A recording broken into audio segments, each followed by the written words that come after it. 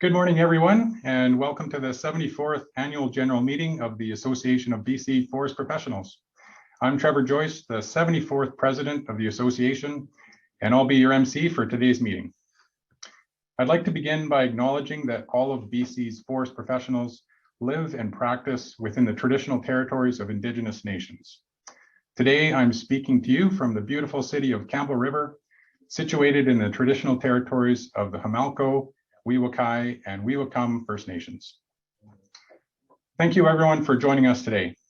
And owing to yet another variant of COVID-19, this is our second consecutive virtual AGM and conference. However, I remain optimistic that when it comes time for our 75th AGM scheduled for Prince George in 2023, we will be able to again meet in person. This year's AGM is our first under the Professional Governance Act, which, as you know, came into effect on February 5th, 2021, just 2 days after our 73rd Annual General Meeting. And as a result of the PGA, the format of the AGM is somewhat different than what you're accustomed to. Some of the key changes are as follows. Registrants are no longer required to move approval of last year's minutes, no longer required to move approval of the audited financial statements, appointment of auditors, or approval of the annual report. Also, there will be 2 opportunities to ask questions this morning. One will be after the report on the association's audited financial statements, and one will be after the CEO report on the past year's business activities. Nathan Deutsch, ABCFP Finance Director, will report on the ABCFP finances from fiscal 2021. After Nathan's report, you can ask questions by typing them in the Q&A function. It's important to use the Q&A function and not the chat function today. Our presenters will not be able to see questions in the chat, so please only use the Q&A. After Nathan's report, we will hear about the association's business activities of the past year. This review will be done by ABCFP CEO Christine Gelowitz, along with Mike Larocque, Director of Practice, and Casey McCauley, Registrar and Director of Act Compliance. And using the same formats for your CEO, you can ask questions by typing them in the Q&A function. As in previous years, quorum for the AGM remains at 40 registrants.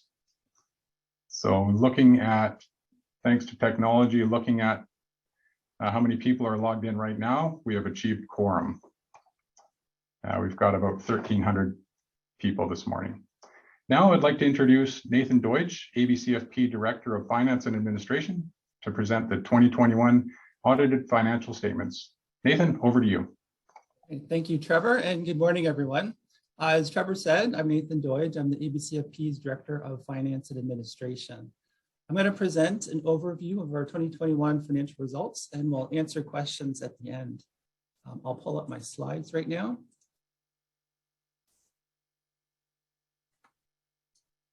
All right, so these financial results that I'll be walking through today, including the full set of audited financial statements, were reviewed and approved by the ABCFP's Finance Advisory Panel and Council in January.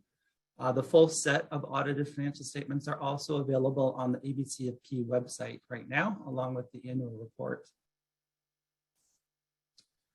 This slide summarizes the revenues and expenses for the ABCFP during the fiscal year running December 1st, 2020 to November 30th, 2021. Overall, the ABCFP finished the year financially strong with a surplus of $59,000, which is roughly about 2% under budget. On the revenue side, registration fees were slightly under budget, about 2%. This is mostly a result of fewer RFTs and training registrations than anticipated. Other fees, which includes new enrollments as well as exams and certifications, was higher than budget. And this is mainly due to strong growth in new training applications. Other income, which includes all non-fee revenue, was significantly higher than budget. There were a number of reasons for this. So first, the annual conference is typically planned to break even. But last year, with travel restrictions in place, we made the decision to hold it virtually and ended up far exceeding expectations. Last year, almost 1,500 people attended, and that resulted in a net profit of $58,000. There's also strong demand for job advertising throughout the year and generated $20,000 more than we expected. On the expense side, Program expenses were lower in general due to travel restrictions in effect throughout most of the year. This meant most committee and council meetings were held virtually. Office expenses were higher, mainly for two reasons. First, property tax and shared building costs like cleaning and security increased as a result of the pandemic. Second, IT costs were also higher than budgeted as we relied more heavily on technology solutions to run our operations. Staffing expenses were 2% over budget, mostly due to the ABCFP bringing on a new staff member a few months earlier than planned. In 2021, we received a record number of complaints, roughly double the number from the previous year. In order to deal with that volume and keep the cases moving forward in a timely way, additional staff support was needed earlier than we originally anticipated. Also, because we frequently get this question, I'll mention that staffing expenses includes not just staff salaries and benefits, but also expenses like recruitment, training, and travel. It also includes the cost of temporary staffing, which we use from time to time to fill vacancies until permanent replacements can be hired or to work on special projects. Overall, we ended the year with a $59,000 surplus. That surplus will be used next year in 2022 fiscal to fund operating expenses, and it helps to minimize registration fee increases. This slide shows relative expenses across the 7 different programs or business functions of the organization. There are minimal changes from year to year, as most areas stay within 1 to 2%. There were 2 changes though this year. So governance and registration showed the biggest change over the previous year. Governance dropped from 22% last year to 13% of our expenses this year, and that's closer to the long-term average for that area. Governance costs were higher just before the Professional Governance Act came into force last year, as our bylaws needed to be rewritten to comply with the new legislation. Registration and admissions expenses increased from 19% last year to 25% this year. That's largely related to project work aimed at standardizing and automating parts of our credentials assessment program. Although that led to higher expenses this year, over the long term, we expected to reduce them. This slide shows our operating results over the last 10 years. Although one year ended in a deficit, most end in a small surplus of about 1 to 2% of budget. This year, the surplus was $59,000, and that's just under 2%. Last year was a bit of an anomaly, with the pandemic bringing a quick halt to travel and in-person meetings. Even that surplus was only 4% under budget, though. Overall, ABCFP operations tend to be very stable and are largely predictable. Having small surpluses like these over the years has allowed us to build up a reserve fund over time, and that reserve fund works to minimize and smooth out annual fee increases, even in years where we encounter unbudgeted or have to pay for very large expenses mid-year. This slide summarizes the ABCFP's operating fund balance sheet as of November 30th, 2021. The assets listed are almost entirely made up of cash that we collect from annual registration fees. Registration fees collected in advance of the new fiscal year are also reported as liabilities because they're considered unearned until the new fiscal year. Net assets reports the difference between the assets and liabilities. With a good operating track record, the ABCFP's balance sheet is healthy and it continues to strengthen. Over many years, the ABCFP has built up a reserve fund to protect the association from major expenses that cannot readily be funded from the annual operating budget. For example, these might include discipline expenses that exceed budgeted level, legal expenses of a substantial magnitude, or special initiatives when they're specifically authorized by council. At the end of 2021, the reserve fund was valued at just over 1.6 million, which is an increase of about 120,000 over the previous year. The reserve fund is governed by a council policy that allows for 2 transfers each year to support operations. The first transfer is a portion of the prior year's investment earnings. The second transfer happens when discipline and enforcement costs exceed the budget. This year, those 2 transfers happen to be very small. Only $2,839 of the reserve fund were used for operations. Last year, the transfer was much higher, almost $78,000, as a result of significant discipline and enforcement costs. Despite the large transfer last year, the reserve fund earned enough this year to recoup those costs and continued to grow. As mentioned, the reserve fund is currently valued at about 1.6 million. As per Council's reserve fund policy, 1/3 of that is invested in equities, which are mostly stocks, and 2/3 are invested in fixed income investments, which are all GICs. The portfolio mix reflects our conservative approach to investing. Our priority is to minimize risk and to preserve the fund so it's there when we need it in the future. The investments earned a total of $122,815 last fiscal, and that represents a rate of return of 7.95% overall.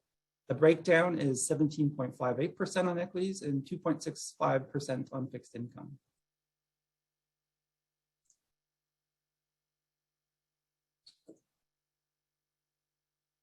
This slide shows the ABCFP's 2022 budget with 2021 actuals included for comparison.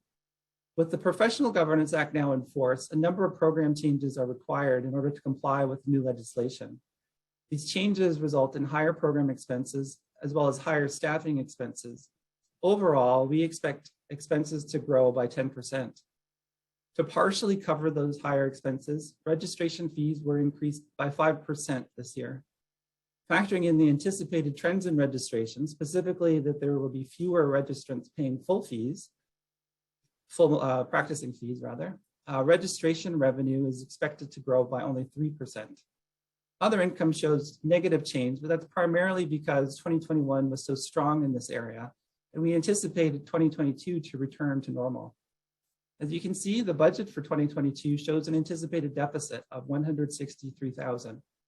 Council approved this deficit with the knowledge that we have many years of accumulated surplus to rely on and can easily cover that deficit.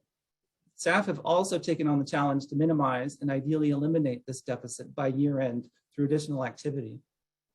With only 2 months into fiscal 2022 as of today, I'm happy to report that there's always been some great progress on this. So first, we've been having great success pursuing government grants as an additional funding source that generates revenue.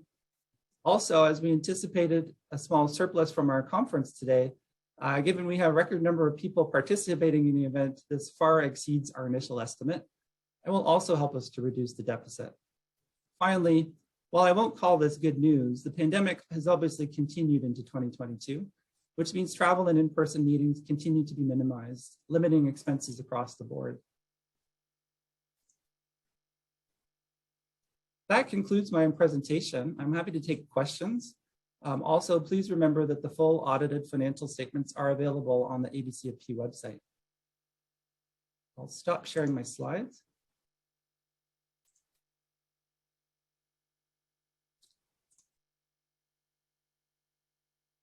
All right, so I'm starting to see some questions. Thanks for contributing them. I'll just answer them as I see them. We can upvote, so they might change, but I'll try and respond to the questions as I see them. So the first question from Steve, as virtual AGMs bring additional revenue, is it being contemplated to have future hybrid AGMs, i.e. face-to-face and virtual? So we have learned that virtual conferences can be quite profitable. We would like to continue with those in some fashion. With that said, we also recognize there's real value in holding face-to-face kind of conference style or venue-based conferences. And so our plan right now is to alternate those. Next year, if all goes well with the pandemic and travel restrictions being lifted, we're hoping to have an in-person conference. The year after that might be virtual. We'd like for these to balance out so that profits in one year can contribute if there are expenses in the next year. In terms of the hybrid AGM, we've learned by looking into these that hybrid conferences tend to be quite expensive because you're essentially hosting two conferences, an in-person as well as a virtual conference. So although there might be some limited hybrid sessions in a conference, we aren't looking right now at a completely hybrid conference, but we do want to extend an ability to virtual presentation or virtual participation as well. See, next question from Ron Bronstein. Are the detailed statements available? So yes, they are. They're available today. If you just go to the ABCFP website, it's under About, or you can simply search on our search bar for financial statements. They're posted with the annual report. Another question from Jane. Your explanation was very good, but does council really want to present a deficit budget? So it's a good question, and there's some alarm when we talk about deficits. It's not a good thing in general. What it really means is that we are spending more than we're raising in a given year. And when we have surpluses year over year, that means there's actually an accumulation of money that we can spend. The only way to access that is to spend more than we raise in a given year. We do this because rather than continue to increase fees so that we cover all of our costs, we want to make use of the money that we've already collected. And so that's why we have budgeted for a deficit. Because the surplus is fairly large, we would expect to do this over the next few years until that surplus minimizes, becomes closer to zero, and then we'll rely more on fees. So we're trying to be responsible with the money we've already collected and avoid collecting more unnecessarily. I've got a question from Robin.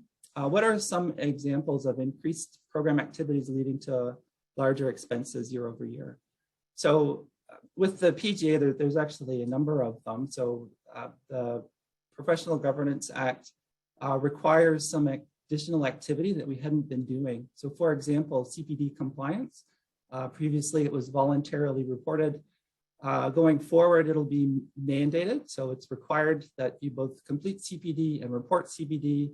We are also required to check on compliance. So we will reach out to people who don't report 30 hours, and there's a process that we need to follow.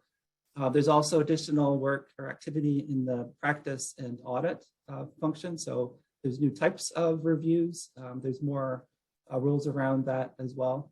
In addition to the new activity, there's also performance expectations. So for example, in complaints, in the compliance area, we noticed an increased volume this year. And in order to respond to those in a timely way, to be fair to all parties involved in the complaint, we have to put additional resources towards that. So those are three examples of things that have changed as a result of the PGA. I will also say that although expenses increase, we take it upon ourselves every year to also look at ways to find efficiencies to reduce costs. We do that by looking at contracts. We kind of challenge, do we still need this service? Are there better options out there? We've done that with a number of examples this year. We also look to invest in technology. So try and reduce manual steps, try and reduce effort on staff so that we can avoid increasing the headcount in the future. We just kind of automate it through technology. Another question from James. Why are the annual registration fees going up faster than inflation? So I hope I sort of answered that in the previous question. They went up significantly this year because we are under new legislation and there are new requirements that we have to follow. So we're required to take on different activity. So in addition to inflationary increase, we also have to be able to resource additional activity. So over the long term, we would expect kind of inflationary increases to be the norm. But when we're required to do different activity, that does change as it did this year. Another question from Jason. What are the complaints coming in and are there trends? So we'll actually respond to that in the upcoming presentation. So if you just wait for the CEO's presentation, that will be answered. From Scott, do the investments with RBC align with environmental, social, and governance investing policies? That's a great question. It's actually something that we've recently started to discuss at the Finance Advisory Panel. Right now, we invest in, it's a general global equities portfolio. RBC manages it. They do have a screen that's related to ESG investing principles. It's fairly narrow. It avoids investing in defense-specific companies. We are going to be looking at that as part of the Finance Advisory Panel to see, are there opportunities? Should we really be looking at more socially responsible investing? So we'll be looking at some options and we'll eventually be taking those as recommendations to council. From Peter, are you going to SOCON? Oh, I don't think that's a real question. So from Rick, is there a plan contemplated for reduced revenue due to expected retirements of boomers? So yes, that the demographic changes that are happening broadly in the province are certainly affecting us in our registration as well. We've been seeing this trend play out for a few different years. The CEO's presentation will actually take a look at those trends in more detail. What will happen over time is that there are fewer kind of full fee paying practicing registrants that will have to shoulder more of the total operating expense budget. Because of that, we're both looking at ways to find efficiencies, but even more so to look at ways to diversify our revenue. We don't want to be solely looking at registration fees as a way to fund the operation. So that's why we're looking more and more to government grants. We're certainly looking at profit-seeking ventures. Like we've obviously seen the conference can be quite profitable. We're going to be looking at potentially charging a fee for specialized CPD courses. So looking at different ways to generate revenue, just so we're not completely reliant on registration fees, in particular because of the demographic change. Question from David. So why not reduce fees? Because we have a healthy surplus over the past years. So the fees are really, they're based on covering the costs that we anticipate. As you've seen this year, we didn't reduce fees to the extent that we needed to cover the costs because we've had those healthy surpluses. And so although it didn't look like a reduced fee this year, the proper fee increase would have been 10%. That's what was needed to cover the expenses. But because of the healthy surplus, we didn't increase it by that much. We were able to increase it by a much smaller amount, so just half of that at 5%. A question from Emily. Is the ABCFP office in downtown Vancouver a possible place for a reduction in expenses if a relocation is contemplated? So that's also something that we do look at. We have a lease that expires in 2024, so it's coming up. As part of our standard practice, we will always look at different options, both in Vancouver, but also spots across the province. And given the recent changes kind of prompted by the pandemic, we'll also consider options where we're more reliant on virtual or home-based offices. So it's definitely there. We're kind of locked into the lease until 2024. And so that's probably enough time for us to look at options and make a decision. But we do recognize Vancouver it's expensive. It's one of the most expensive places in the province. There's certainly some value in being in Vancouver. It's convenient to travel to, especially because we hold a lot of our community conference in-person meetings here. But it's certainly something we're considering. Another question from Derek. With a number of complaints doubling in 1 year, is there a plan in place to deal with spurious complaints more quickly and efficiently? So good question. That kind of relates back to my comment about looking at performance. So it's not just new activity, but there's more volume that we need to sort out. We can't be delayed with that. We need to properly resource it. Because complaints and the complaints process is the topic of the CEO's presentation, I'll defer more specifics of that question or response to Christine. And a question from Patrick, or a comment from Patrick about buying a property in cheaper town for the ABCFP office. So absolutely something we're looking at. So I don't see any other questions, and I know I'm out of time. So I will actually end my presentation there and hand it back to you, Trevor. Great. Thank you, Nathan, for the great presentation and for the Q&A. Next, we will hear about the association's 2021 business accomplishments. So I'd like to turn the platform over to ABCFP's CEO, Christine Gilowitz, along with Mike LaRock and Casey McCauley. Christine.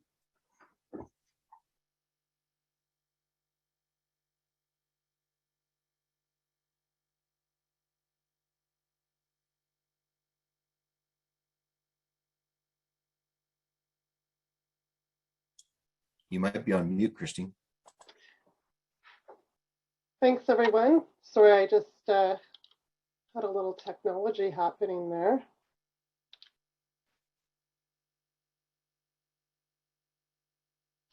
If you just mind one quick moment here while I just reset myself.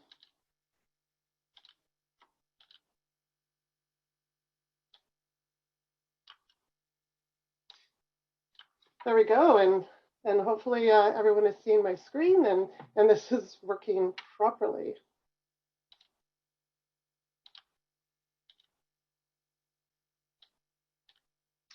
So thank you, President Joyce, and good morning, everyone.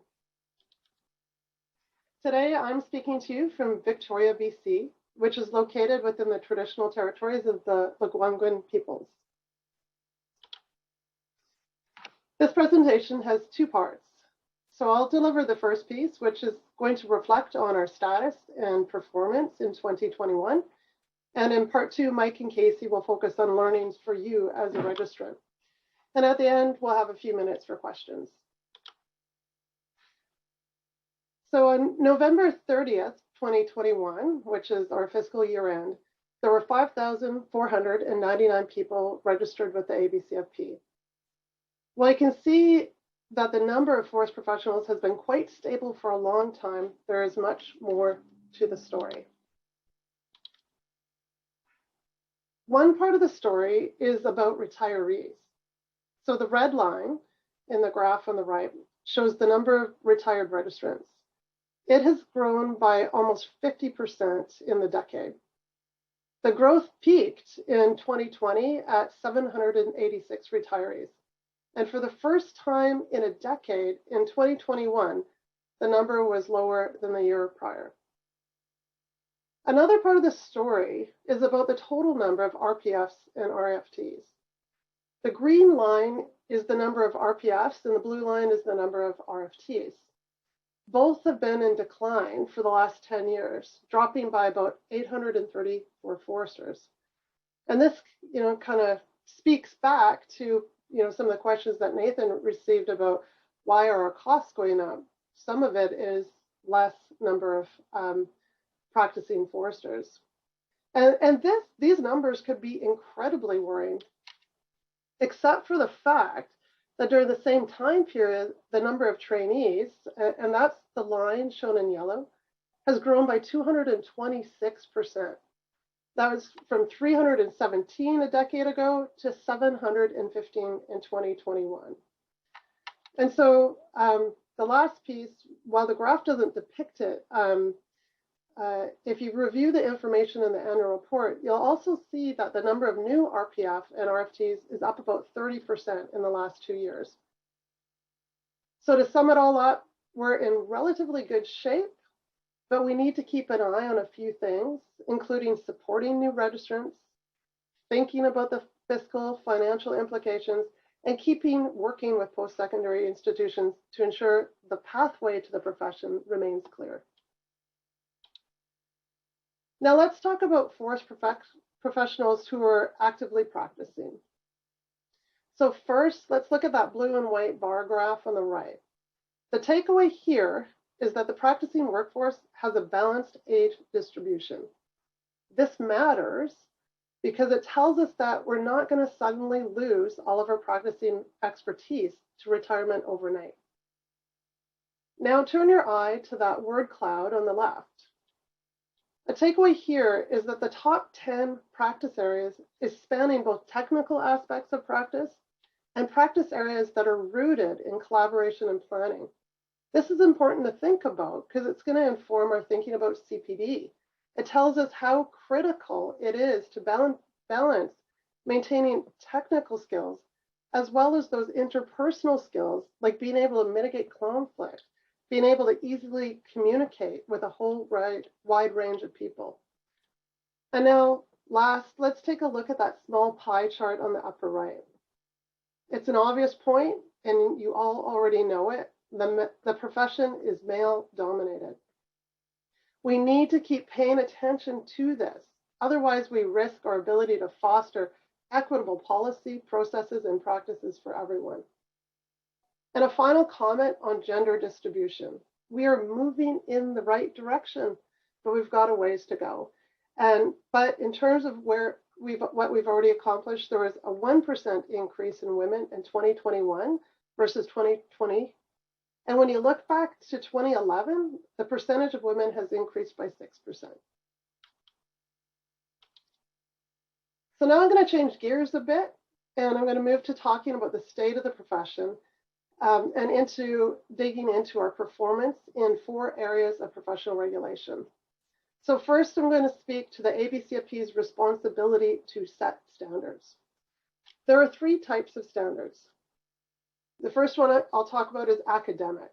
What these are really the educational standards that every forest professional in Canada must meet before you can start training to become a forest professional.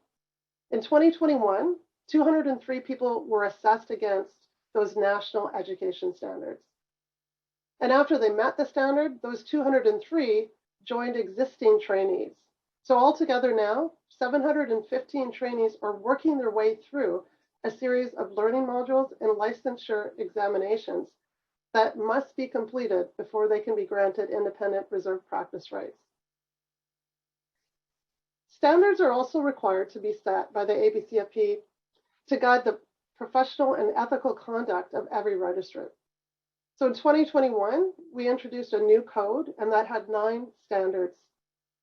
We spent a significant time last year trying to work to ensure every forest professional understood that new code. We mailed you a paper copy. We hosted webinars, a series of webinars over the summer to explain it in bite-sized chunks.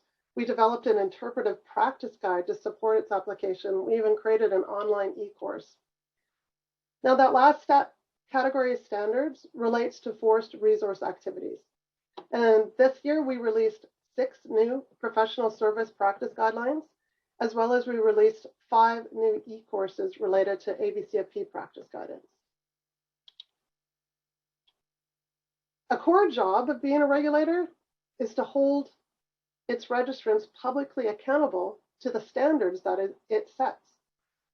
So last year we received 17 new complaints, and this was the highest number of complaints to be received in a single year in the history of the ABCFP. Of those 17 complaints, still are under review. 2 are still under review, while 7 are in active investigation. We also work to guard against the unlawful use of reserve practice rights and reserve titles. So last year we received 8 concerns, of which 4 prompted further detailed inquiry, and for which 1 led to an enforcement action. As a regulator, we're also responsible to ensure the ongoing competence of registrants. Last year, we audited about 3% of our practicing registrants. Last year, we also provided more than 85 hours of professional development, of which at least 85% of that was offered free of charge to ABCFP registrants. And last year, we responded to 137 requests for confidential practice and conduct advice. Without good governance and effective business operations, we cannot meet our duties under the Act. So 2021 was another huge year of policy workload for us. In February, as you know, we released 14 new bylaws. Council approved 19 updated governance policies in September. We rewrote 10 new terms of reference for the statutory committees and panels that we have. We wrote new program policies for continuing professional development and the audit program. We also spent a lot of time working collaboratively with our partners. We attended at least 15 half-day OSPG meetings. We also met regularly with our partners and other professional regulatory bodies in government. Last year, this work led to a new collaboration agreement with the College of Applied Biology, and that, as a result of that agreement, we'll be establishing a joint environmental practice panel together. We also worked on our website and our database, and we got ready to launch the new public register that's going live this week.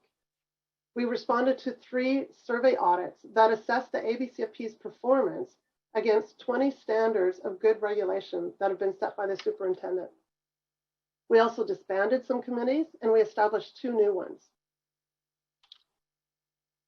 So now for my 3 takeaway messages as I look back on 2021. My first takeaway message is this: learn the difference between regulated and reserved practice. It's important that you understand it. While the practice of professional forestry has been around for 75 years, the PGA created a different way for how we talk about it. So in short, I'll try to highlight it today for you. The practice of professional forestry is advice or service in relation to trees, forests, forest lands, forest resources, forest transportation systems, or forest ecosystems. When we're talking about the practice of professional forestry in relationship to someone who is registered as an ABCFP registrant, then that definition I just read to you, that's what we call the regulated practice. And what it really means is the ABCFP is regulating that registrant's conduct and practice across that whole definition. Reserved practice is a subset of the regulated practice, and only ABCFP registrants are authorized to do it. So to identify reserved practice, you need to apply a principle-based test, and that test considers whether there's a risk to the health, safety, or welfare of the public, including the protection of the environment, and whether the experience or technical knowledge of an RPF or RFT is required to mitigate that risk. Learning the difference between regulated and reserved practice requires some judgment and interpretation. It's not black and white, nor is there a bold, clear line between one or the other. And that's why I'll just quickly say that we have some resources to help you learn about the new practice of forestry, and we've got more coming in 2022, including tomorrow at 3 p.m. as a part of the conference. There will be a presentation on the principle-based test, and that'll include walking through some new case studies that demonstrate that test in action. Next, my next message has to do with advocacy.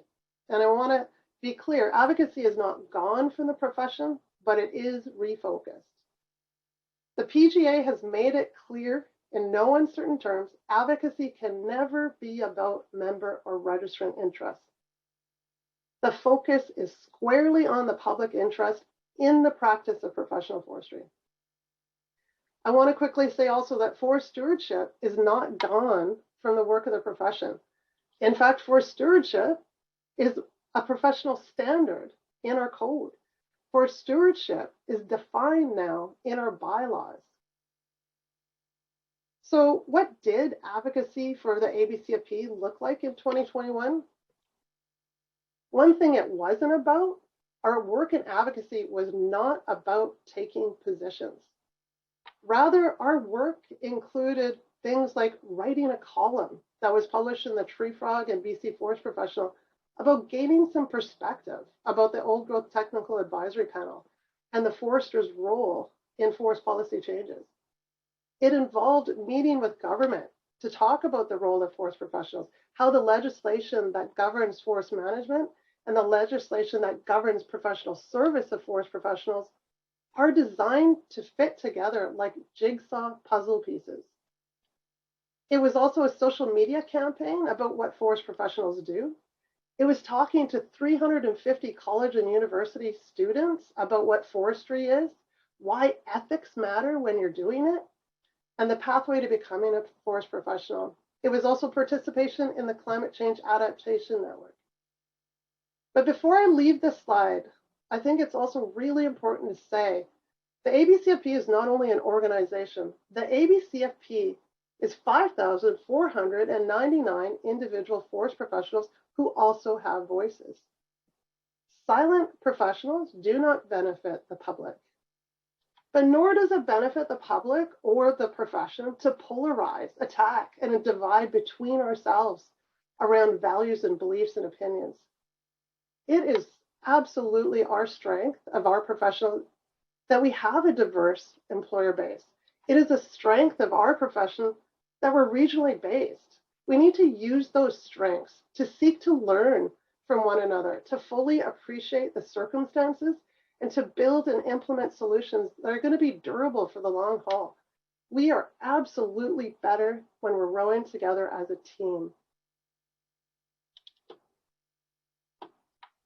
Change is all around in forestry, in the forest itself, in the policy and legislation, in rights and ownership, in the sentiment of the public about what forests are being valued for.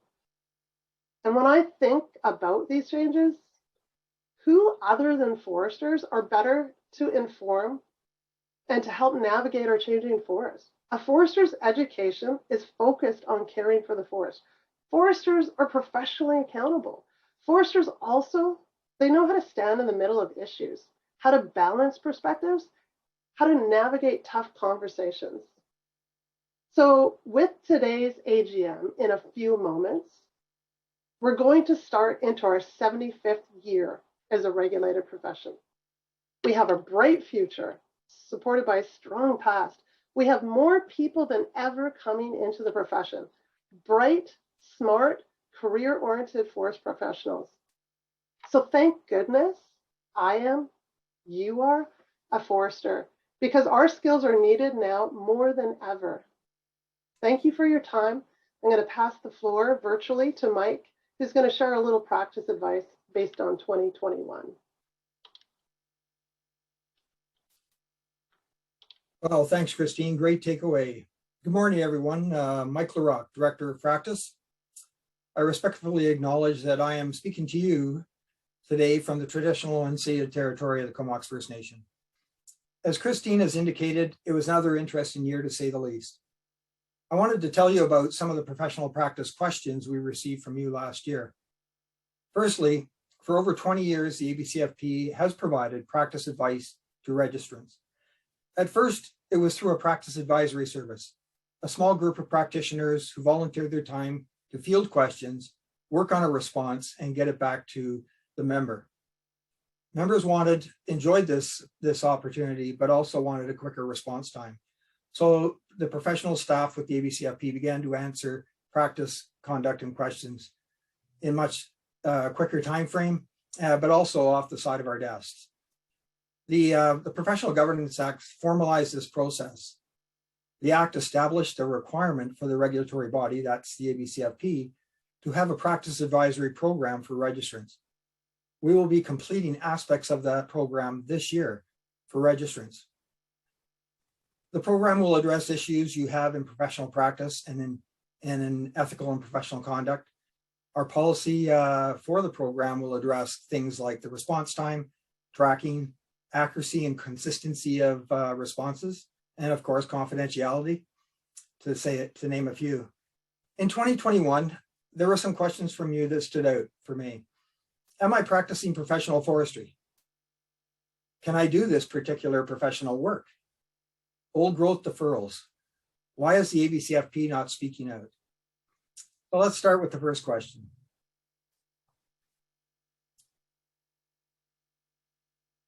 Am I practicing professional forestry?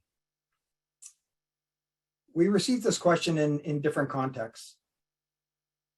Either someone has, in some cases, someone has told the professional, you're not practicing professional forestry. Maybe the most common one was, how much are the fees? Well, your job doesn't require it. Another context is the professionals applying to be retired, to have a retired status, because I just do a little bit of work every year. Or in other cases, it was an inquiry about liability or errors and omissions insurance. Are the tasks I am covering the professional service? And am I covered by my insurance? The answer we explore with registrants is that the ABCFP is the regulator of the practice of forestry to govern the profession and professionals and professional practice. In order to meet this mandate, the ABCFP interprets the Act and the regulation, which is why we have the advice and guidance of legal counsel Jason Herbert. It's also why you go to the ABCFP for the answer to these questions. The ABCFP will help answer the questions you have in practice and conduct. However, it's your responsibility to meet the requirements of the law. We will also work through the logical sequence of determining where you sit in the new definition of the practice of forestry. Are you providing advice or service? Well, advice is an informed opinion, could be a recommendation, or it could be a course of action. Are you providing a service? Service is whether you perform a function. Do you engage in work, or do you deliver a particular outcome? We look at whether the advice or service is related to trees, forests, forest lands, forest resources, forest ecosystems, or forest transportation systems, or any advice and service ancillary to this. If the answer is yes, you're in the practice of forestry. The other question I get is, can I do this work? That generally translates to, how do I know I'm competent to this task or provide this service? Competence is all about the knowledge, the skill, and ability of the task. And Troy Lee, our manager of competence, will tell you that. It's different than practice. Competence is about knowing how, having the skill and knowing how to do it. Practice is about whether you do it. We cover with the professional in these kinds of questions about competence, things like, do you have the relevant education in the area that you're talking about? Are you able to comprehend, analyze, and demonstrate in this area? So that's more than just knowledge. You need to have a proficiency to be able to analyze and demonstrate. Do you regularly participate in continuing professional development in this area of practice? It might be one of your 3 identified practice areas, which when you renew each year, you select your 3 identified areas. It may even be a 4th or 5th. You can have more than 3. However, if you have more, then I would suggest you consider documenting what makes you proficient in those practice areas. And by the way, you don't have to be an expert. Your competency must be adequate to the task of the service. Adequate means sufficiency, not excess. If the service is at the edge of your competency, then you have to take the necessary steps to improve your competency. In our profession, it's easy to slip and go over the line. We write about the tools such as due diligence, seeking other opinions, consulting others on the forestry team. There's lots of assistance to keep you in our lane. So the last is, well, why are we not speaking out about old growth deferrals? This is not a specific question about practice or conduct. However, it was on the mind of many of you. In the planning process that includes the decision framework, the policy development, and then the implementation, we see the forest professional in all of these stages. They will be part of the team that has the ear of the decision maker. There are more forest professionals in policy. There'll be most of us in implementation. Where's the ABCFP as the profession in this? Well, the ABCFP, as Christine pointed out, our mandate is focused on the public interest in the practice of professional forestry. Determining land use, that's the landowner's decision. So the profession is focused on the professional and professional service. I don't think it's an understatement to say that this landowner initiative cannot succeed without the advice and service of the forest professional. The Professional Governance Act requires the profession to ensure that if the task is the reserved practice of forestry, then it must be done by a registered forest professional. And the Professional Governance Act requires that at all times, forest professionals follow the 9 professional and ethical standards. And we have to ensure that. We have an audit and practice review program conducted by Paul Nuttall, RPF. Of course, a key role of the ABCFP is guiding how professional service is to be delivered. The profession has established related practice guidance that's available on our website. For example, guidance on how to complete a professional quality rationale. And in the interpretive guide on our code of ethics, the content of a professional opinion. That's a new element in the PGA, and it's worth looking at. They're both relevant to our work in the old growth deferrals in the coming work in this year. There'll be more things as this year unfolds. Thank you. Now I'm going to pass it over to my trusted colleague and registrar, Casey McCauley. Thanks, Mike. And good morning, everyone. I'm coming to you from Kamloops, or the traditional territory of the Tecumloops to Shipmuktuk people. And I want to take you through some of the learnings and observations this year related to our compliance efforts. Christine kind of gave an overview of it. I'm just going to take you through a few more detailed numbers. So related to complaint origins, and I think that there was a question earlier related to this. Around half of our complaints fairly consistently come from the public. That's a fairly high proportion, and it stays that way. The next largest group that it comes from is from fellow ABCFP registrants. I just want to note that with the public complaints that come in, they're often driven by concerns about landscape level outcomes, outcomes that they might not like, or policy outcomes that they don't like. And as opposed to the practice of individual registrants. So I think there may have been another question as well around how do we deal with those. If they don't relate to the conduct of a registrant, then we will dismiss them. The duty to report, you're probably, if you haven't been thinking about that, you'll have heard about it already. Under Section 58, we only had one formal submission as a duty to report, but we did have quite a few inquiries about it. And I think we can expect to see more of that as registrants come to understand the various workings of the PGA. All right, this slide is kind of tracks complaint history over a 10-year period. You can see, from the budget discussion, the large number of complaints received this year. That does include complaints that list multiple registrants in the same set of allegations. So for instance, business partners, but we do track those as individual case files.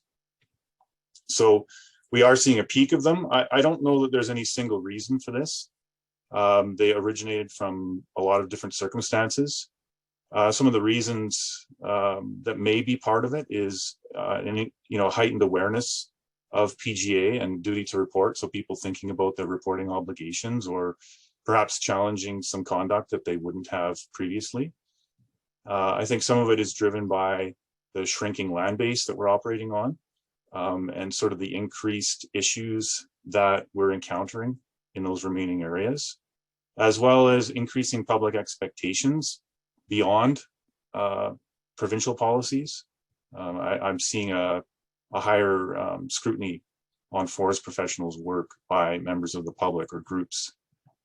And to some degree, forest professionals are stretched and they're trying to do too much. I'm going to talk about that a bit more in the next slides. With regard to penalties, so we've only just begun adjudicating complaints under the PGA since it came into force. So most of the numbers that you see there reflect actions that were taken under the Foresters Act. We have imposed one penalty under the PGA, under the new bylaws, but obviously we're going to see, because of the high caseload, we're going to see more of those in 2022. So this report next year will reflect the decisions that are made in 2022. I also want to just note that prior conduct that was undertaken under the Foresters Act, so activities that you were involved with then, if that's what the allegations in a complaint relate to, then we're going to investigate them in relationship to the code at that time. However, everything that's under the complaint process now is driven by the provisions in the new bylaws. So just some observations that I've made, and these are general, but they do touch on some of the allegations that have come in the past year. Keeping track of amendments for submission and approval. So not relying on government or agencies to review the work that you've submitted. I know this has come up before, for instance, in appraisal submissions. This is your due diligence as a forest professional. It's also a potential liability to your employer. So really checking your own work, for thoroughness, for accuracy, for compliance with other statutes. Number two, Crown land standards may not suffice when working on someone's private land. So, thinking about the landowner, where there may be a standard that the province has an expectation on, but the resolution changes when you're on someone's private land, and their expectations are much higher than that. So, the standards, the way that you collect data, the transparency of your work, all of those things are quite likely going to increase on someone's personal property. Contingency plans for conflicts of interest. And, there is some discussion in the PGA around conflicts of interest. And it's really good to think about your work from the perspective of another party. So are you being transparent about your own self-interest? For instance, we all have some degree of self-interest, but being really thoughtful about what that might be and how that might be perceived, as well as, assessments that you're doing that you may not actually be qualified to undertake. So really being careful about that. This one seems fairly obvious, but be careful what you say about fellow forest professionals, kind of remembering that inside voice. We're all very sensitive about what other professionals say about us online or in the media. We've definitely had some conflicts this year around that. And those are heightened by what's going on in the provincial, forest policy framework. Critique your own competency for routine assignments. And, I think we get really comfortable with things that we've been doing for a long time. But that doesn't mean that we're necessarily competent in those things. So, have practice standards changed around that routine function that you perform? Or are you relying on older guidelines or policy? Checking in on that is a really good thing to do. And too many situations escalate due to a lack of understanding or an action that's been taken but not documented. So that comes up, and this sort of clarifying misunderstandings, proactively calling up somebody. This escalation tends to happen when people don't really check in with each other. And if you're attending the conflict session later, this is a bit of a theme that shows up there as well. All right, Christine touched on compliance. So I talked about the complaints and discipline process and kind of the increase there. The compliance focus is really around other sections of the Act.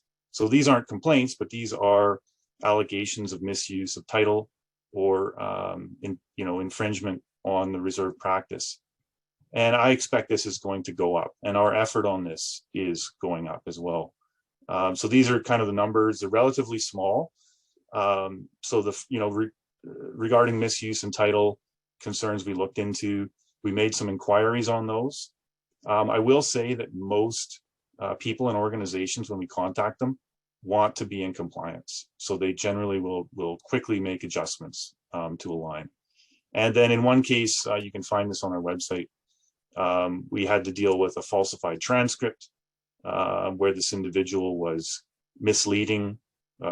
potentially misleading prospective employers with an affiliation with the ABCFP.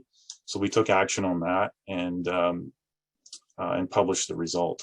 So we do monitor the media, and we appreciate when registrants bring these sort of matters to our concern. You may not see us taking action on it, but we are in the background. I think it's important that we profile that a bit more. So I think you're going to see more of that from us. Council reviews decisions as well. If there's a privacy issue with respect to something that we're going to publish. So council did have a hand in that public notice that went out. So just a few things to keep in mind.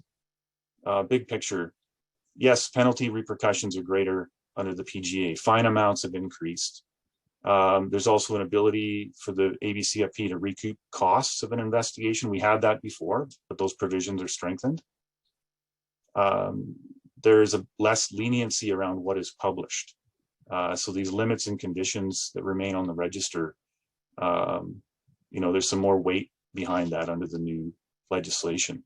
And all of our decisions must be published. So you can look in the public disclosure provisions in bylaw 13 as well.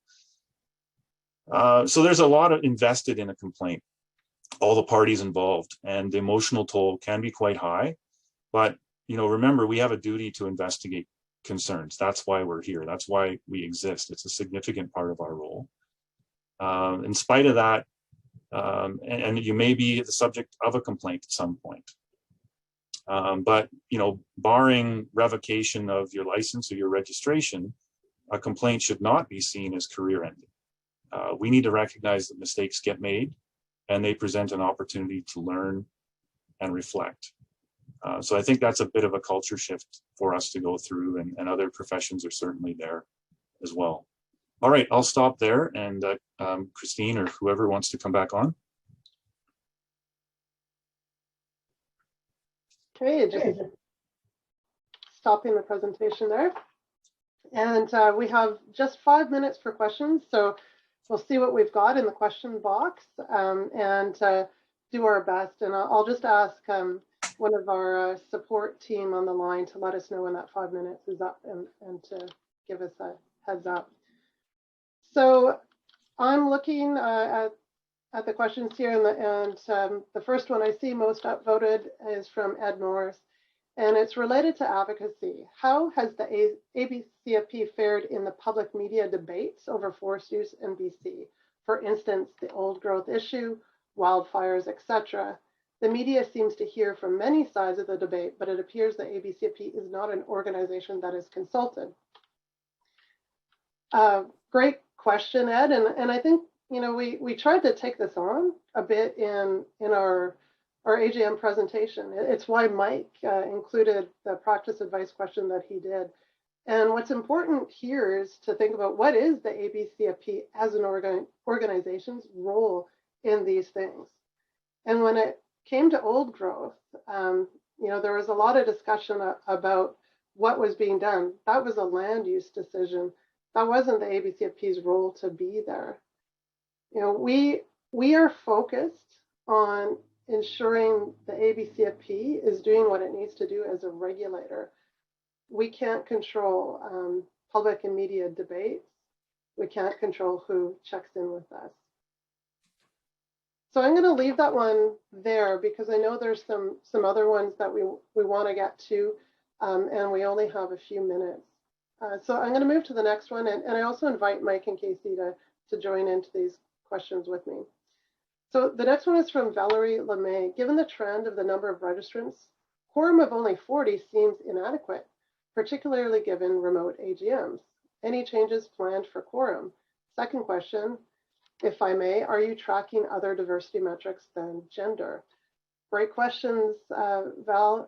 In terms of the quorum, we hadn't thought about it when we rewrote our bylaws. That was something that was existing in the bylaws prior, and we carried it forward. So it's something we can take a look at, and we'll put that on the list for future reviews of the bylaw. Second question about diversity metrics. One other metric that we are tracking are the number of people who self-identify as Indigenous. And we definitely have seen some improvements in that area. And if you look at the annual report, you'll see a little bit more information there. It's certainly an area where I think we can keep looking what else we could do more of. But diversity is a broad area, and there's going to be more for us to do going forward. Next question is from Dave Haley. Good morning, Christine. One of your slides identified the need for objective, data-driven decisions. What actions, if any, are being taken to develop financial tools? Oh my, things keep jumping around. Financial tools to evaluate environmental values and then compare these values to timber and employment values. We've all heard the statement, worth more standing. Can the ABCFP, in collaboration with economists and accountants, help bring more clarity to these issues? I'm going to ask Mike to comment a bit here, but before I do, the one thing I'll say is, in terms of evaluating those things, the ABCFP as an organization, that's out of our lane. That part is not our job. But does it involve the knowledge and expertise of forest professionals? Is there something to contribute? Absolutely. And I think we've done some work in the last number of years to make sure, the skill sets and the role that forest professionals could play in this type of work is being made aware of for municipalities and others who might look at this type of stuff. And I just asked Mike, could you maybe share a bit more about what we've been doing in that area? Sure. I think, well, this particular question that Dave raises was actually in our previous existence was a resolution that was brought up, raised, passed, and we worked on together. Also, government and others seek us out. We, in the PGA, we're actually told to collaborate with other regulators, whether not just other professions, but regulators like government. And so we have established existing working task forces, and that's one of the ways we have input. We also try to manifest some of that that learning in guidance, in bulletins. We'll have bulletins and advisories. So those are quicker response mechanisms. Thanks, Mike. So I'm getting the notice that we have run out of time, but we'll take one last question here.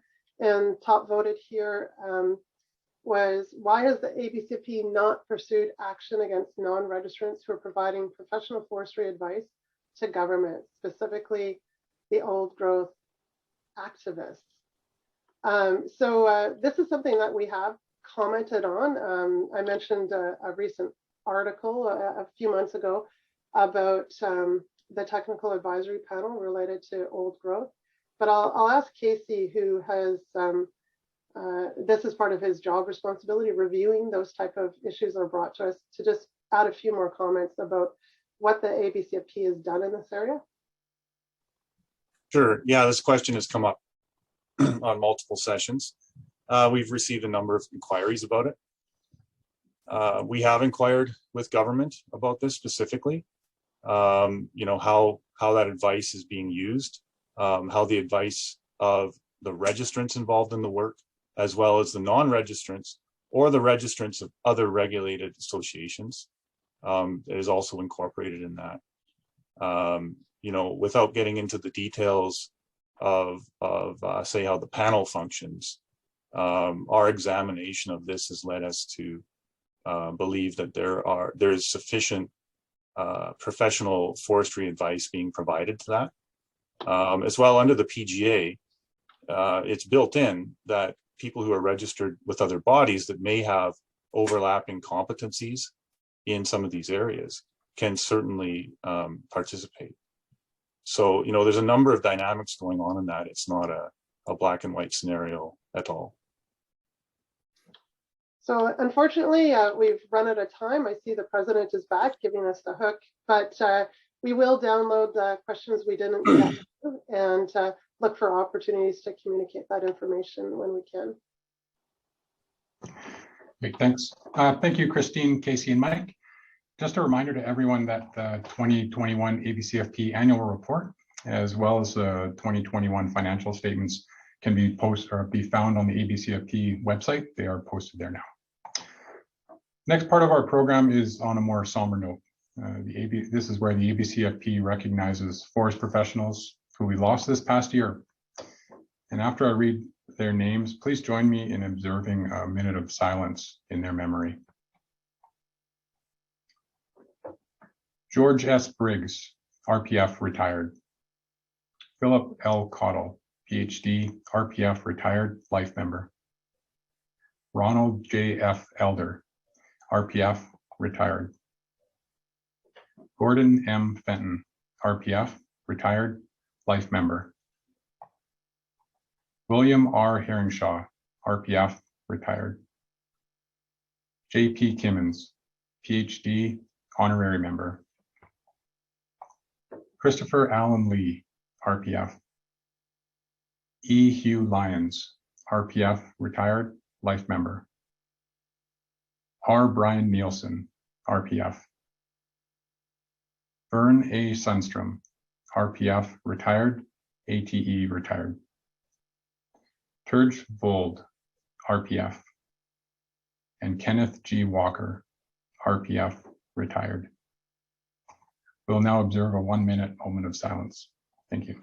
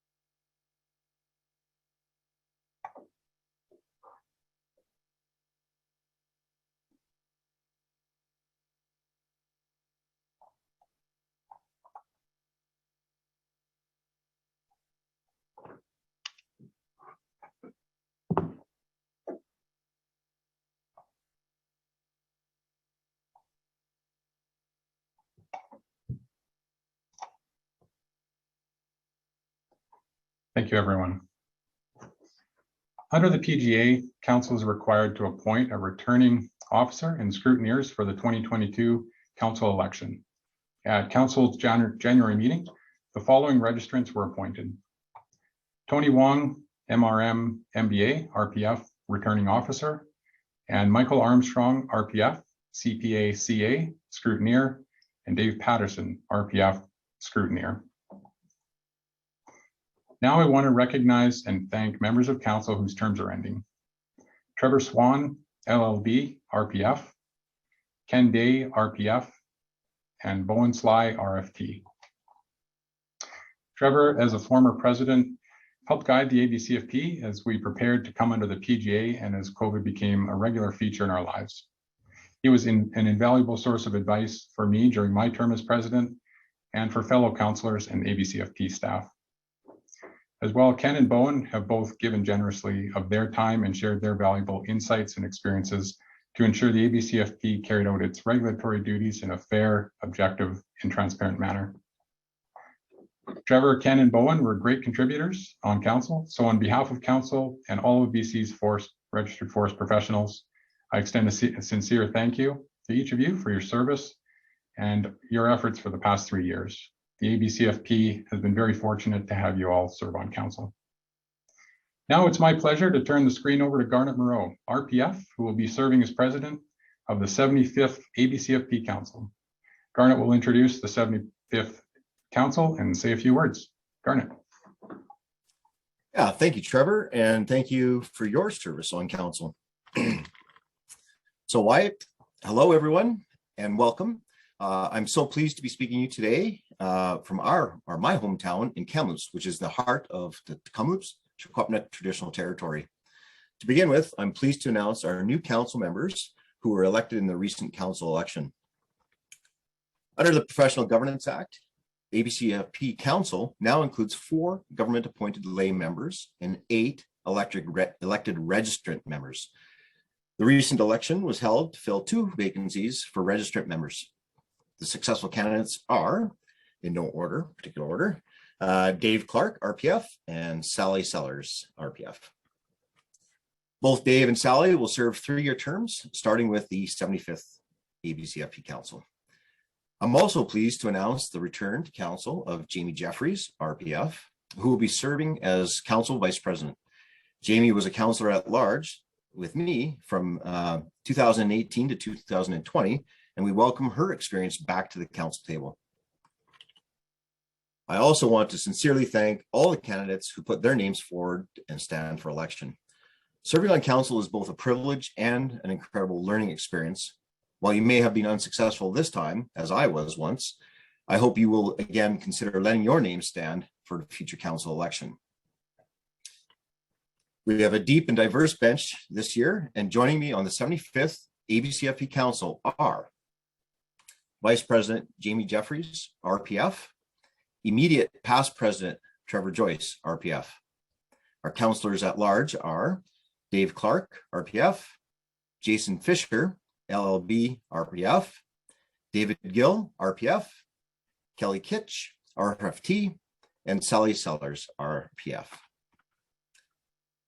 Our government-appointed councillors are Allison Dempsey, LLB, JD, LLM, PhD, David Mierau, Wendy Royal, CPA, and Kalpna Solinki, CPHI, Bachelor of Science, and MBA.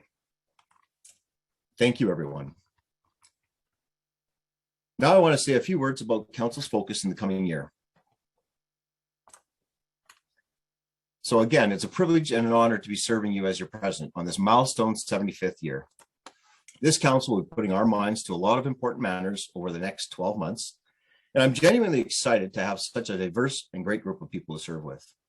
Before I get too far into things, I would like to express my gratitude to a few key people in my life. None of this happens without the loving support of family. Thank you, Jennifer, for being by my side, inspiring me, and showing me how to appreciate little things. You are truly amazing. Our blended families include my daughter, Lindsay, my son, Birch, his partner, Kaylee, and our granddaughter, Amara, and Jennifer's girls, Gabby and Maddie. For those counting, that makes 6 ladies and 1 man-child, so I don't get in the bathroom a whole lot. I've also decided to take a page from President Joyce and will be asking them all to call me Mr. President for the next 12 months. Trevor, I'll let you know how that goes. Thank you, Ken Waite, RPF, for being my mentor and sponsor. What a pleasant surprise it was this summer to walk into the Tremont wildfire tent and be working right beside you again, just like the old days. Thank you to everyone at Foresight, my employer, for your generous and ongoing support for me over the years of being on council and on several committees. It's an inspiring, challenging, and engaging place to be able to work. I'm proud to be able to call all of you my colleagues and friends. To the ABCFP staff, led by Christine, thank you all for your dedication and hard work towards this profession. This conference, leading us through the PGA transition and upholding high entrance and ongoing competency standards, are just a few of the many ways in which all of you serve all of us. Oh, by the way, all during a pandemic, no big deal. Well done, everyone. Lastly, a warm thanks to everyone that I've had a pleasure to serve with and present and past and present councils and committees. Again, I feel incredibly lucky to have met and worked with all of you. We've learned a lot together and we've shared a few laughs along the way. What great memories so far. So speaking of memories, perhaps I'll share one. My dad and my Uncle Elmer puttered off in the old tool truck, a rusted out two-tone brown F-150. And as with all farm vehicles in Saskatchewan, the beginning letter was an F and ours was FCK 142. I kid you not. It was a crisp fall day. And I stood there alone at the edge of the Aspen Coulee on Section 6, just south of the living waters of Manitou Lake, east of Watrous, Saskatchewan. My 12-year-old brain went wild as I headed into the Aspen Coulee in my big adventure. I was in pursuit of my next Boys Brigade badge. The leaves that had just turned that crimson yellow that Aspen is famous for, and I could still hear them falling from the branches, flittering down to the forest floor as I dodged around them. There was a woodsy, earthy kind of scent in the air. And who said chickadees were boring anyway? To this day, I can close my eyes and hear them talking to me, that chickadee-dee-dee. About a third of the way across the coulee, I tripped over a white-tailed deer antler. Holy moly, I couldn't believe my good luck. How did it get there?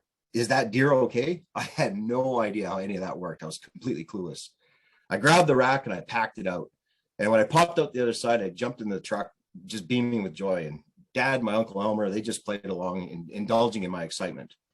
Growing up, we spent a lot of family time out in nature, my three older sisters and I, and it was year round. But something about discovering that antler in that Aspen Coulee was a turning point, a chrysalis moment, if you will, where something clicked. I had connected with nature and nature had connected with me. A few years later, I found myself at the doorsteps of Selkirk College in Castlegar, and so my forestry career began. Back then, the media loved to paint the forestry scene as the war in the woods. It was an era of deep conflict between environmental groups and foresters in places like the Stein Valley and the Carmanah. European countries were boycotting Canadian forest products, while the US was putting softwood lumber tariffs on us. Mention the word clear cut, and you were sure to get an opinion. Passions on all sides of the debate were high. By the time I came out of the University of Alberta and moved to Lillooet in 1992, I found myself thrust into land use debates well over my head, scarcely imagined a decade earlier in that Aspen Coulee on the family farm. I received my professional credentials in 1994, the year of our first female president, Yana Kumi. Last week, I called Yana up and we had a wonderful conversation. We reminisced for over an hour about forestry, forest professionals, and her tree bark artwork. It's really impressive. Is the zeitgeist of forestry from the 1980s any different from today's Fairy Creek experience? Yeah, of course it is. Absolutely. What's interesting about the tapestry of today's forestry narrative is a sheer diversity of people that are involved and joining in. We have more variety of tenures, things like the community forests, which are roughly half owned by Indigenous peoples, all being managed by forest professionals with strong links to their communities. Speaking of Indigenous views, it really feels like we're moving towards what could have been, back when original negotiations happened between First Nations, the Government of Canada, and settlers like my own grandparents. There's much more to do, and I know forest professionals will be a part of that story as it unfolds too. The shared foundation of the PGA and the ABCFP is public interest. 75 years ago, the public interest involved building railways and communities. Now society asks different things from our forests and from us. Standards have evolved and we have evolved with them, but we've always maintained the highest standards built on the foundation of a robust code of ethics. It is the informed people of British Columbia who give us our social license. These same people continue to love wooden furniture, wooden homes, and toilet paper. But the fact is, some hate stumps. It's not their fault. The media and social media are where they get their information from. But as Yana pointed out to me, a tree is a tree, a fish is a fish. Harvest of these natural resources and many more has been going on forever. So how do we reconcile that difference? Herein lies our opportunity. We need to own our part of the narrative and the stewardship of British Columbia's forests. We've all had our own chrysalis moment. What was your tripped over an antler aha moment that brought you to the profession? Take a moment and reflect on that. How does it feel? What does it mean? I hope you realize that we are in this together. And as Christine mentioned, we are better together. It is our collective stewardship voices that matter. Bring the passion and open mind of your inner child to the table. Good gravy, we're not always going to agree. There are many paths to the top of this mountain. It's rarely a binary decision to solve forestry challenges. Look at this. What do you see? A circle. Now what shape do you see? A rectangle. Listen, both answers are true. But what is the truth? Here's the fun part. As forest professionals with such rich and diverse educations, training, and background, we owe it to ourselves to be the ones leading this conversation. We know how to step back and see it from a different angle. It's a cylinder, but it's not just any cylinder. It's a forest product cylinder. Be critical thinkers. Be willing to share. The world needs our forests for their beauty, water, wildlife, and fresh air. The world also needs our forest products. And more acutely, the world needs our professional minds and voices to make things sizzle. We do represent the public, and we represent it incredibly well. This is evident in our diverse views on how we navigate complex social, environmental, and political issues. Nobody is better at delivering that message than us. We need new stories as much as we need old ones. I encourage every forest professional to advocate for stewardship of our forests. My challenge to you is to spend 1 hour per week to inform the public of what is you do in the profession. Let's own and share our own story going forward. And it wouldn't be a proper Groundhog Day if I didn't repeat myself at least once. So I'm going to close where I started. Like growth rings on a tree, the 75th Council just means that there are 74 rings on this council tree before us. It is on their shoulders in which we are able to climb up that tree and enjoy the view. I've never been more proud to be a forest professional, and I can't wait to be serving you on this council. Cookstiam, thank you. Trevor Joyce, back to you. Thank you, Garnet, for your leadership and passion. I know council is in good hands. And yet, yes, my kids will be happy they no longer have to call me Mr. President for this year. It will be immediate past president. One of our traditions to represent the change in council is for the outgoing president to present a giant gavel to the incoming president. And unfortunately, I'm afraid Garnet will have to wait until public health orders ease and we can meet again in person so I can present this to you. Next item of business we do now is for all members of council, as all members of council is the oath of office. And under the Professional Governance Act, all councillors and members of our statutory committees are required to take an oath of office. So here to administer the oath of office for the 75th Council is Casey McCauley, ABCFP Registrar and Director of Act Compliance. Casey. Thank you, Mr. President. So I will read off the oath that is administered to all of our council members. The following oath is prescribed for the purposes of Section 28 of the Professional Governance Act. I do solemnly affirm that in the exercise of my powers and the performance of my duties as a member of the Council of the Association of BC Forest Professionals, I will abide by the Professional Governance Act and its regulations and the bylaws, standards, and policies of the ABCFP and act in accordance with the law and the public trust placed in me. I will act impartially and with integrity putting the interests of the public above my own personal interest and the interests of any organization with which I am affiliated. I will avoid situations and circumstances in which there is a real or perceived conflict of interest by ensuring such conflicts of interest are properly disclosed and necessary measures are taken so that a conflict of interest does not bias decisions or recommendations. I will conduct myself honestly and ethically in a manner that maintains and enhances the public trust and confidence in the governance of the forest profession and does not bring it or them into disrepute. I will safeguard confidential information, not divulging it unless I am either authorized to do so or required to do so by law.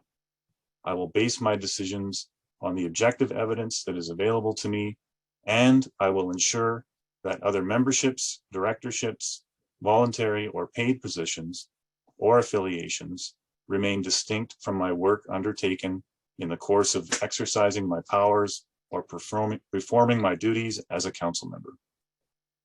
Thank you. Thank you, Casey. And that concludes the 74th ABCFP AGM. Once again, we've had a great response to this year's conference program, and we have more than 2,000 people registered. This includes not only forest professionals, but a number of other practicing professionals and students. We'll take a short break before we begin the conference portion for today, starting at 11 a.m. Our first session is a plenary forestry, cumulative effects, and the Blueberry River First Nation court decision with Megan Giltro, QC, LLB of Ratcliffe Law Firm. Megan was counsel for the Blueberry River First Nation in its lawsuit against the government of British Columbia, and she'll review the basis of the suit and what the decision could mean for forestry and natural resource development going forward. Thank you, everyone, and please enjoy the rest of the conference.